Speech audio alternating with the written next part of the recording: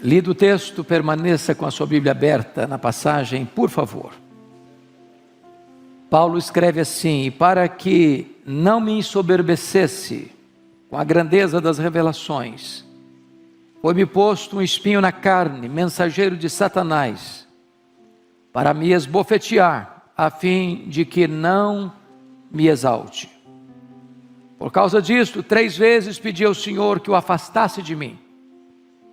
Então ele me disse: a minha graça te basta, porque o poder se aperfeiçoa na fraqueza. De boa vontade, pois, mais me gloriarei nas fraquezas, para que sobre mim repouse o poder de Cristo. Pelo que sinto prazer nas fraquezas, nas injúrias, nas necessidades, nas perseguições, nas angústias por amor de Cristo. Porque quando sou fraco, então é que sou forte. Amém? Vou falar sobre glória e sofrimento. Glória e sofrimento. Bom, é sabido de todos que a segunda carta de Paulo aos Coríntios é a sua carta mais pessoal. É a carta onde Paulo mais abre o coração para relatar os sofrimentos que passou ao longo do seu ministério. Vocês podem conferir isso comigo. No capítulo 2, verso 4, ele confessa isso. Quando diz assim: porque no meio de muitos sofrimentos e angústias de coração vos escrevi, com muitas lágrimas, não para que ficasseis entristecidos, mas para que conhecesseis o amor que vos consagro em grande medida. Ele vai dizer no capítulo 1, versículo 8 o seguinte: porque não queremos, irmãos, que ignoreis a natureza da tribulação que nos sobreveio na Ásia, porque foi acima das nossas forças, a ponto de desesperarmos até da própria vida. Então, se você está passando esse tipo de angústia, se você já está sofrendo a ponto de achar: meu Deus, eu não estou aguentando mais, parece que eu vou sucumbir, parece que eu vou naufragar, é maior que minhas forças. Entenda que Paulo estava lidando com isso também. Mas esta carta foi escrita não só para abrir o coração e falar do seu sofrimento, mas esta carta é uma espécie de tratado de autodefesa. Não só a defesa do Evangelho, mas defesa do seu apostolado. Porque depois que Paulo saiu de Corinto, e ele ficou lá 1 ano e 6 meses, aquela capital da Acaia, plantando a igreja. Aquela igreja foi a igreja que mais Paulo amou, mas foi a igreja que mais fez Paulo sofrer. A ponto de algumas pessoas ali acharem que Paulo era um impostor. Quando Paulo foi pastor da igreja, a igreja não pagou o salário de Paulo. Foi preciso que irmãos pobres da Macedônia sustentassem Paulo em Corinto, para Paulo ser pastor da igreja de Corinto. E depois que Paulo saiu, chegaram os falsos apóstolos, com a sua empáfia, com a sua arrogância, com as suas falsas credenciais, dizendo para a igreja de Corinto que Paulo não era um verdadeiro apóstolo, que Paulo não tinha credenciais, que Paulo não tinha as experiências místicas, estáticas, arrebatadoras que precisava ter para ser um verdadeiro apóstolo. Então Paulo, nesta carta, ele vai fazer uma espécie de defesa do Evangelho e defesa do seu apostolado, e eu peço que você observe comigo.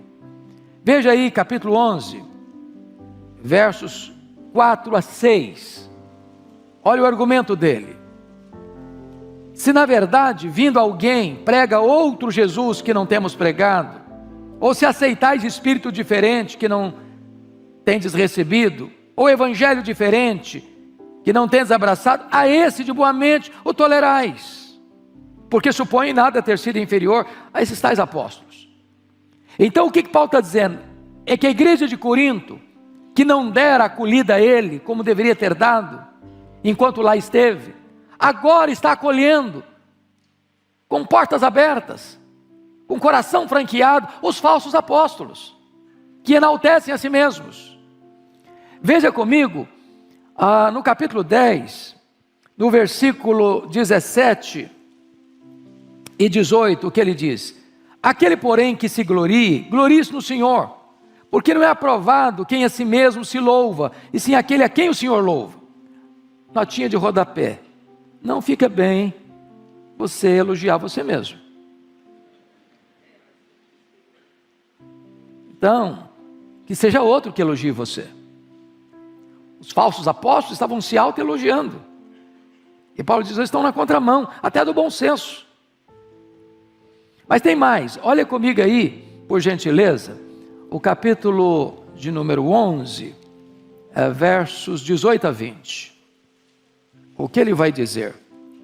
E posto que muitos se gloriam segundo a carne, também eu me gloriarei.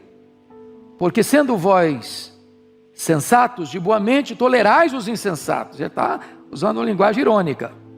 Tolerais quem vos escravize, quem vos devore, quem vos detenha, quem se exalte, quem vos esbofeteie no rosto. Ele está fazendo uma crítica aos falsos apóstolos e uma crítica à igreja. Porque os falsos apóstolos se elogiavam, se enalteciam. E a igreja está sendo explorada por esses falsos apóstolos. Eles não estavam atrás do povo, estavam atrás do dinheiro do povo. Queriam explorar o povo, queriam usurpar o povo. E a igreja dando espaço para essa gente. Mas tem mais. Olha aí comigo, capítulo 11, versículo 30. Se tenho de gloriar-me, gloriar-me-ei no que diz respeito à minha fraqueza. Então eu quero terminar esse pano de fundo para entrar no texto. Paulo foi levado na defesa do seu apostolado a fazer uma coisa que ele não concordava em fazer: em se autoelogiar, em se autopromover. Ele achava isso um contrassenso, uma coisa inadequada para um crente maduro.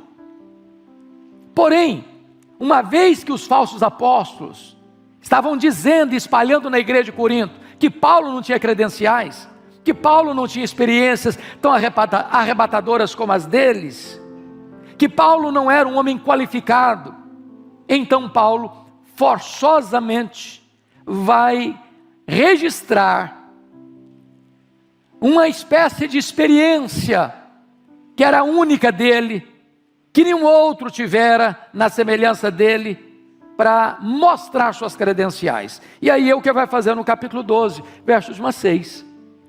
Claro que ele é tão modesto que não é capaz de botar na primeira pessoa, mas ele vai dizer o seguinte: olha, eu conheci um homem, ele está falando dele mesmo, que no corpo ou fora do corpo eu não sei, Deus o sabe, foi arrebatado até o terceiro céu. Primeiro céu é o céu que você vê a olho nu. Segundo céu é o céu do espaço sideral. Terceiro céu é o céu da habitação e do trono de Deus. Ele tivera outras visões, né? A Bíblia diz que ele teve uma visão lá no caminho de Damasco, quando ele foi convertido. A Bíblia diz que ele teve uma visão em Trode: passa a Macedônia e ajuda-nos. A Bíblia diz que ele teve uma visão em Jerusalém: coragem, Paulo, porque assim como você deu testemunho aqui em Jerusalém, eu quero que você dê testemunho a Roma. Ele teve uma visão do anjo de Deus no navio, à beira de um naufrágio: coragem, nenhum desses 276 que estão no navio vão perecer, eu entreguei toda essa gente na sua mão. Mas agora ele conta uma experiência de êxtase. E ele, ao ser arrebatado até o terceiro céu, ouviu palavras inefáveis, que não podem ser ditas, pela beleza, pela grandeza, pela majestade. E então, ele entra no texto que nós lemos, para mostrar uma coisa: Deus tempera na nossa vida glória e sofrimento. Porque se a nossa vida fosse feita só de glória, só de experiências sublimes, de êxtase, de arrebatamento, de sucesso, de grandeza, de conquista, de prosperidade, de saúde, nós correríamos um grande risco de ficarmos com o narizinho empinado, com o peito estufado, agasalhando na nossa vida soberba. Então, entrando no texto, eu quero conversar com vocês sobre 7 verdades que estão nesse texto. A primeira delas, está aí no versículo 7, parte A. E para que não me ensoberbecesse com a grandeza das revelações. A grandeza das revelações. Irmãos, Deus tantas vezes nos permite ter momentos de êxtase. Eu não diria a você que teríamos a experiência de Paulo ou de João, sobe para aqui, eu te mostrarei as coisas que devem acontecer. Mas Deus nos dá experiências tão incríveis, de comunhão com Ele, de intimidade com Ele, daquele gozo inefável, daquela alegria indizível e cheia de glória, daquela percepção da beleza de Cristo, da glória de Cristo, aquela compreensão da riqueza das verdades eternas, do céu, da bem-aventurança eterna. Quantas experiências maravilhosas, quantas noites em que os céus se abriram e a luz celestial inundou a sua alma, quantas visitações poderosas do Espírito Santo na sua vida, na minha vida, na nossa vida. Nós temos isso. Paulo teve isso, a grandeza das revelações. É claro que ele está tratando aqui daquela experiência de ser arrebatado ao terceiro céu, de ouvir palavras inefáveis, de ter as verdadeiras credenciais do seu apostolado. Mas aí, notem comigo, vem o segundo ponto, que é o doloroso espinho na carne. Confira comigo a parte B do verso 7. E para que não me ensoberbecesse com a grandeza das revelações, foi-me posto um espinho na carne. Preste atenção nessa expressão, espinho na carne. A pergunta primeira é, de onde procede o espinho na carne de Paulo? E a resposta óbvia é, procede de Deus. E você diz, mas Deus não é bom? Ele é bom. Mas o espinho na carne não nos faz sofrer? Faz. Mas então, se Deus é bom e Ele é, e se o espinho na carne nos faz sofrer, por que Deus permite o espinho na carne? Por que um crente sofre? Por que um crente pega Covid? Por que um crente é entubado? Por que um crente fica numa cama anos? Por que um crente perde emprego? Por que um crente sofre um revés na vida financeira? Porque um crente enfrenta angústias na alma, ou tribulações tais, ou perseguições tais, a ponto de desesperar-se da própria vida. E a resposta está clara, para que eu não me ensoberbecesse. Deus tempera glória e sofrimento. Bom, a segunda pergunta é, o que é esse espinho na carne de Paulo? Aqui não há um consenso. Esta palavra espinho só aparece aqui em todo o Novo Testamento. E a palavra é uma estaca que entra, rasga a carne e produz sofrimento. Não houve consenso na história da igreja sobre isso. Para Calvino, o espinho na carne eram as angústias espirituais de Paulo. Para Lutero, eram as perseguições sofridas. Outros achavam que o espinho na carne de Paulo eram as suas tentações, uma vez que ele era um homem solteiro e lidando com todas as tensões da alma. Mas eu quero crer, e até estou convencido disso, embora não seja unanimidade esse entendimento, que o espinho na carne de Paulo era uma enfermidade física. Só para você chegar comigo a essa conclusão, vire 2 páginas da sua Bíblia. Gálatas 4, 13 a 15. Paulo saiu de Antioquia da Síria, foi para a região da Galácia, Galácia do Sul, Antioquia de Pisídia, Icônio, Derbe e Listra. E olha o que ele narra, verso 13, 4:13. E vós sabeis que vos preguei o Evangelho, a primeira vez por causa de uma enfermidade física. E posto que a minha enfermidade na carne vos foi uma tentação, contudo não me revelaste desprezo nem desgosto, antes me recebestes como anjo de Deus, como o próprio Cristo Jesus. E aqui eu chamo a sua atenção, no verso 15, que é feito, pois, da vossa exultação? Pois vos dou testemunho de que, se possível fora, tereis arrancado os próprios olhos para nos dar. Então, há uma ideia muito eloquente entre os estudiosos que Paulo contraiu uma doença entre a sua saída de Antioquia da Síria e a sua chegada no destino da primeira viagem missionária. E muito provavelmente ele pega essa enfermidade em Antioquia, em perto da Panfilha, que era uma região alagadiça, pantanosa, e possivelmente ele pegou uma malária que dava uma dor de cabeça alucinante, afetando inclusive a visão. Porque os crentes queriam arrancar os próprios olhos para dá-los a Paulo. Isso não faz sentido se Paulo não tivesse uma enfermidade que afetasse a sua visão. Tanto é fato que Paulo tinha um secretário para escrever suas cartas. Por que não escrevia ele mesmo? Eu acho mais fácil eu mesmo escrever do que ditando para outra pessoa escrever. O raciocínio fica mais rápido, mais claro. Paulo chegou a chamar o sumo sacerdote de parede branqueada. Talvez ele não enxergasse tão claro, tão lúcido. O certo é, meus irmãos, que a enfermidade foi colocada nele, e talvez é isso que ele está falando, esse espinho na carne, para acicatar e trazer sofrimento, para que ele não se ensoberbecesse. Então eu quero dizer a você que muitos crentes ainda hoje sofrem. Você está sofrendo? Você lida com enfermidade crônica? Se tomar remédio todo dia, todo dia. Pois é, às vezes Deus equilibra glória e sofrimento, para que a gente não se ensoberbeça. Terceira lição do texto: as bofetadas de Satanás. Olha aí o versículo 7, a parte C. Veja comigo. Foi-me posto um espinho na carne, mensageiro de Satanás, para me esbofetear, a fim de que eu não me exalte. Você pode perguntar, bom, mas para um pouquinho aí. O espinho na carne vem de Deus. E como é que se veio de Deus, Satanás bate na minha cara com esse espinho? Porque esta é a tarefa de Satanás.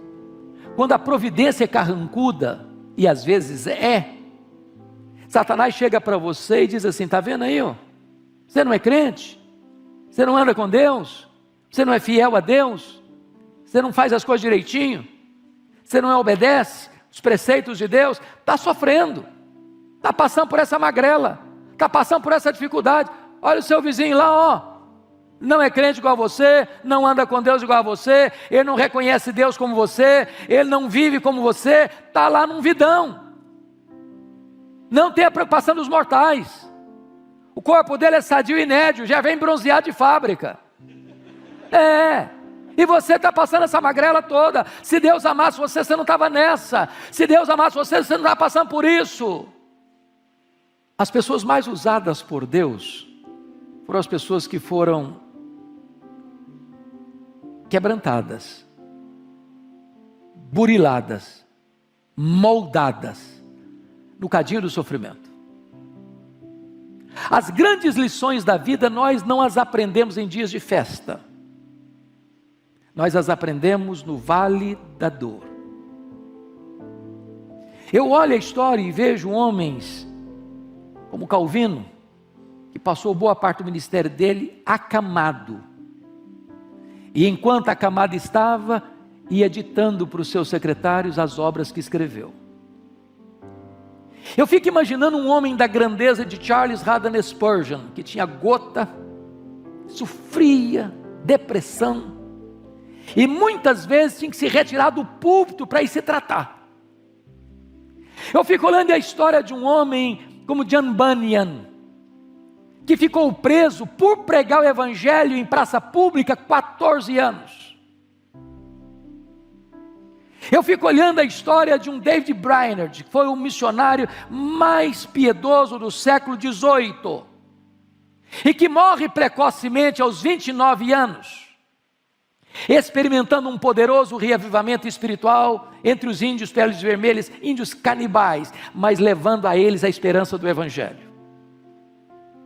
Eu fico olhando a história de um advogado de sucesso de Chicago, Dr. Spafford, muito rico, mas que ao ter 5 filhos, 1 filho e 4 filhas, sofre um golpe tremendo de ver o seu filho, criança ainda, morrendo. de ver um incêndio que quase destrói Chicago no século XIX e ele perdendo grande parte da sua fortuna. Ao receber a notícia de uma viagem que a sua esposa fez com as 4 filhas para a Inglaterra, e o navio naufraga, e a sua esposa lhe manda um telegrama: salva, porém só. E ao viajar para encontrar a sua amada esposa, diante daquele drama terrível, o Deus que inspira canções de louvor nas noites escuras, coloca no coração dele esta música: se paz a mais doce me deres gozar, se dor a mais forte sofrer, ó seja onde for, tu me fazes saber que feliz com Jesus sempre sou. Esta música tem abençoado milhões de pessoas ao longo dos anos. Se Deus está permitindo você passar por um espinho na carne, e se Satanás está batendo no seu rosto com esse sofrimento, entenda uma coisa: o seu sofrimento vai ser uma fonte de consolo para muita gente, porque é Deus quem nos consola em toda a nossa angústia, para consolarmos outros que estiverem passando pelas mesmas angústias com que nós fomos consolados por Deus. Mas em quarto lugar, a quarta lição do texto: as orações indeferidas ou não atendidas. Olha comigo o versículo 8. Por causa disso, 3 vezes pedi ao Senhor que o afastasse de mim. Notem comigo, irmãos, Paulo era um homem de oração. Paulo era um homem que orava até por gente que ele nunca tinha visto. Paulo orava incessantemente. Paulo orou por muitas pessoas doentes, elas foram curadas. Paulo orou e Deus ressuscitou Eutico, um milagre extraordinário. Agora Paulo está doente. Agora Paulo está orando por ele mesmo, e uma oração honesta, profunda, sincera e perseverante. Orou 3 vezes, como Jesus orou no Getsêmani: Pai, se possível, passe de mim este cálice. Ele pede a cura, ele pede o alívio, e Deus disse para ele: não, eu não vou lhe curar, eu não vou tirar o espinho. Tem horas que o que mais queremos é alívio do sofrimento. Tem horas que o que você anseia é que você fique livre daquilo que se apresenta como algo que machuca você, que dói em você. É um problema familiar, é um problema de saúde, é um problema financeiro, é um problema emocional. Você sabe qual é o espinho que você enfrenta. E talvez você que está aqui já orou por isso há tanto tempo, e tantas vezes, e Deus diga, como aqui está escrito: por causa disso, 3 vezes eu pedi ao Senhor que o afastasse de mim. E Deus diz para você: não. Paulo pediu substituição, e Deus respondeu para ele: transformação. Eu não vou tirar, eu vou lhe capacitar, eu vou lhe dar minha graça. Você vai me glorificar mais sofrendo com consolo, mantendo-se humilde, do que eu curando você e você tendo alívio e tendo o perigo e o risco de se ensoberbecer. Irmãos, a vida aqui não é indolor. Aqui tem choro, aqui tem lágrima, aqui tem dor. E eu não estou fazendo uma apologia ao sofrimento, eu não estou fazendo apologia à lágrima, eu não estou fazendo apologia à enfermidade, eu não estou dizendo que você é masoquista, eu não estou dizendo que você tem prazer em sofrer, eu não estou falando isso. E Deus não está dizendo isso. Mas muitas vezes o sofrimento nos vem para nos colocar numa posição de completa e permanente dependência de Deus. Então vem a quinta lição, a resposta desconcertante de Deus no verso 9a. Olha aí: então Deus me disse: a minha graça te basta, porque o poder se aperfeiçoa na fraqueza. A maior necessidade sua e minha não é nem de alívio, é da graça suficiente. Tiago, no capítulo 1 da sua carta, no versículo 2, ele diz assim: meus irmãos, tende por motivo de toda alegria, preste atenção nisso, motivo de toda alegria, o passardes por várias provações. Parece que não é comum você juntar as duas coisas, alegria e provação. Porque quando você pensa em provação, você pensa em choro, você pensa em gemido, você pensa em sofrimento, você pensa em tristeza. Agora Tiago está nos confrontando com essa verdade, dizendo: meus irmãos, tende por motivo de toda alegria o passardes por várias, não é por uma não, vem em pencas, todas as provações. E ele fala da palavra várias, e a palavra várias no grego é a palavra poikilos, de onde vem a nossa palavra portuguesa policromático, de diversas cores. Tem provas leves, tem provas médias, tem provas pesadas. Tem prova que tem a cor de rosinha, igual esmalte de noiva. Tem provação que vem com rosa choque. Tem provação que vem com cinzento, bem firme. Tem provação que é tenebrosa. Tem provação que você passa por ela de nave espacial.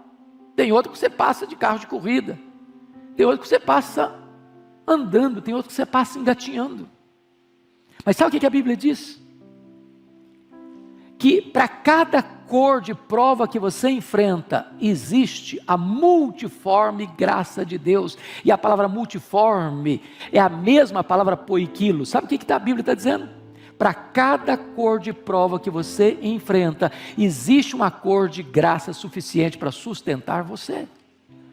Deus nunca vai deixar você sozinho, Deus nunca vai deixar você desamparado, Deus nunca vai largar você no meio do caminho, Ele vai sustentar você. A minha graça te basta, Paulo, o meu poder se aperfeiçoa na fraqueza. Então vem a sexta lição: a rendição obediente.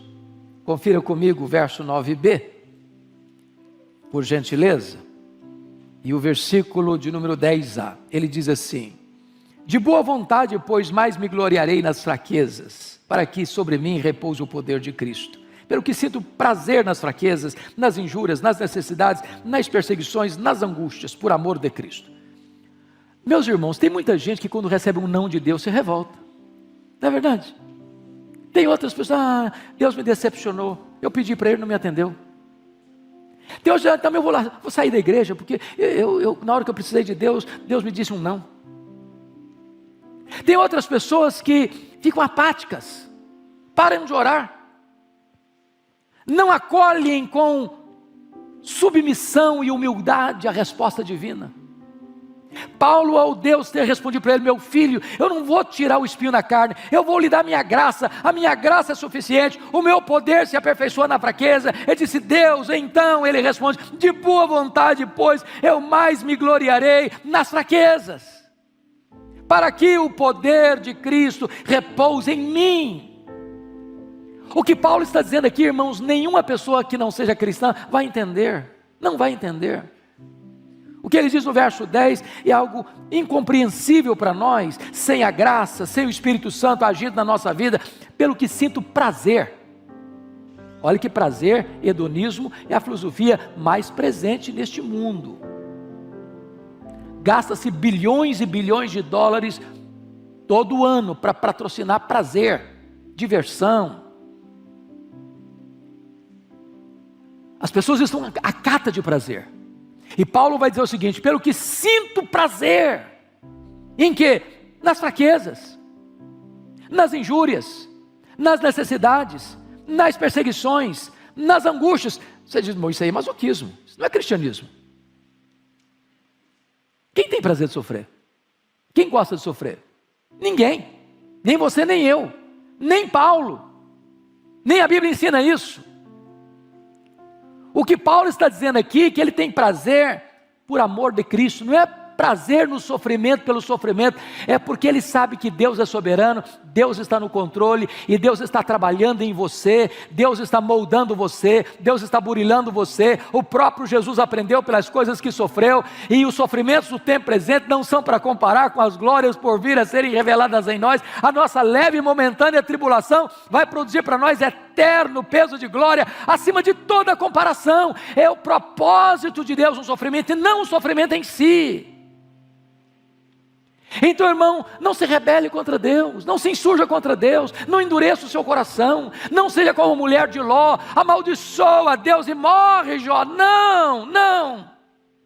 Deus não é sádico, Deus não desperdiça sofrimento na vida de seus filhos. Se você está passando por uma luta, entenda isso: Deus está no controle, Deus é bom, Deus é Pai, Ele está trabalhando por você, Ele está trabalhando em você, para depois trabalhar através de você. Mas finalmente, o último ponto, sétimo ponto que eu quero destacar, agora é a constatação confiante. Olha a parte B do verso 10. Porque quando sou fraco, então aqui sou forte. Isso é um paradoxo. É um paradoxo. O homem que se vangloria na sua força, ele é fraco. Mas o homem que confia em Deus na sua fraqueza, ele é forte. Por isso a Bíblia diz: não se glorie o sábio na sua sabedoria, não se glorie o rico na sua riqueza, não se glorie o forte na sua força, mas antes glorie-se em conhecer a Deus. Quanto mais dependente de Deus você for, mais forte você vai ser.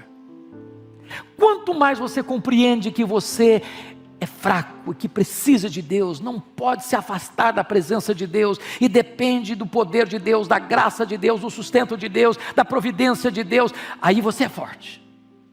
Mas no momento em que você, não, agora eu sou forte, agora eu cuido da minha vida, agora eu sei o que eu faço, agora eu tenho todas as ferramentas para fazer, agora eu consigo, eu vou, eu faço, eu alcanço, bom, aí você é muito fraco.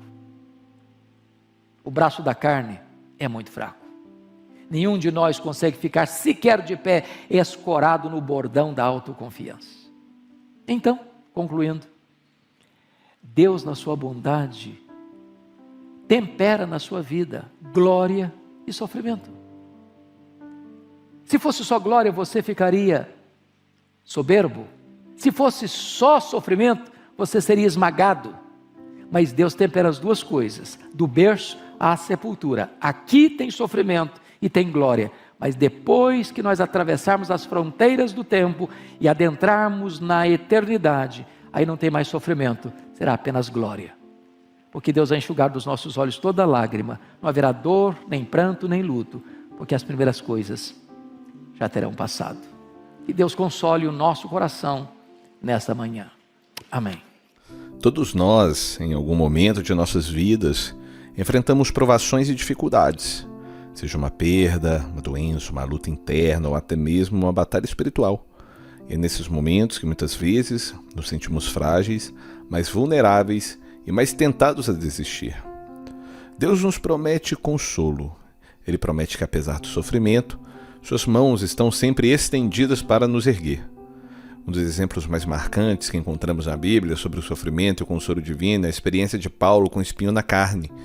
Em 2 Coríntios, no capítulo 12, versos 7 ao 9, Paulo fala sobre um espinho que lhe foi dado para que ele não se exaltasse devido às grandes revelações que recebeu.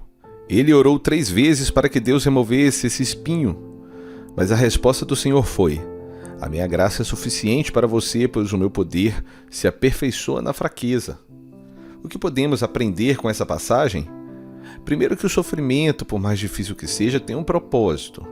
Deus, em sua infinita sabedoria, permite que passemos por certas dores para nos moldar, para nos ensinar algo valioso sobre a vida, sobre nós mesmos e sobre Ele. Assim como o espinho mantinha Paulo humilde e dependente da graça de Deus, muitas vezes essas dores nos aproximam mais do Senhor. Você já se perguntou se o sofrimento que está enfrentando hoje tem algum propósito maior? Talvez seja o momento de aprender a confiar mais em Deus e a depender mais de sua graça do que de sua própria força. Além do espinho na carne, Paulo menciona em Gálatas, no capítulo 4, versos 13 ao 15, que ele sofreu de uma enfermidade que o debilitava. Muitos estudiosos acreditam que essa enfermidade estava relacionada à sua visão. Ele diz aos Gálatas que, se pudessem, eles teriam arrancado seus próprios olhos e dado a ele, indicando a gravidade de sua condição. Mesmo sendo um grande apóstolo, alguém que realizou muitos milagres e foi usado poderosamente por Deus, Paulo também enfrentou limitações físicas e sofrimento. Será que você tem enfrentado limitações, mas essas limitações servem para que você veja a glória de Deus mais de perto? Você já entregou as suas dores a Deus com confiança, com fé? Você tem confiado na graça dele para superar as dificuldades? Que este seja um lembrete para você de que, mesmo quando as tempestades da vida estão aí, Deus está contigo. Ele nunca o abandona. E, no tempo certo, Ele enxugará todas as suas lágrimas. Até lá, confie na graça dEle, busque a presença dEle, permita que Ele molde, através de cada desafio, o seu caráter. Creia nisso. E você gostou desse vídeo? Então compartilhe ele com mais pessoas, para que também outros sejam edificados através da mensagem da cruz. Amém? Então deixa o seu like também, o seu comentário, e vamos, que o Senhor tem muito a falar conosco. Que Deus te abençoe e até breve.